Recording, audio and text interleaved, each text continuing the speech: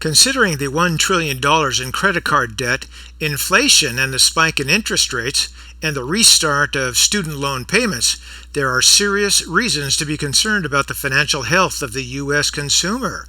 These concerns are getting louder and louder, so much so it's almost impossible to avoid the doom and gloom by the crash bros. But let's get some perspective. The reality is U.S. consumers have plenty of firepower, and here's why.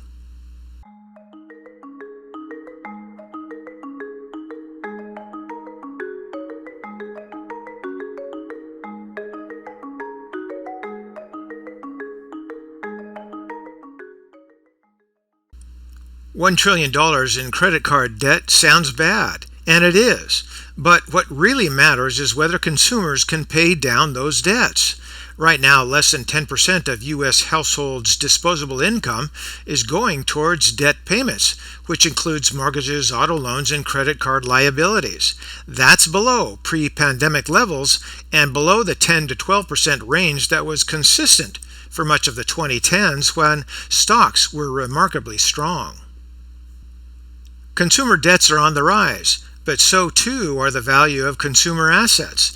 The aggregate net worth of U.S. consumers currently sits just below $150 trillion, while the total assets are nearly $170 trillion, and much of that is in homes and stocks. Meanwhile, consumers have total debts of just under $20 trillion, with the bulk of that represented by mortgages. Moreover, while credit card debt grew about $100 million from pre-pandemic levels to just over $1 trillion, U.S. consumers' total net worth increased by about $30 trillion from pre-pandemic levels.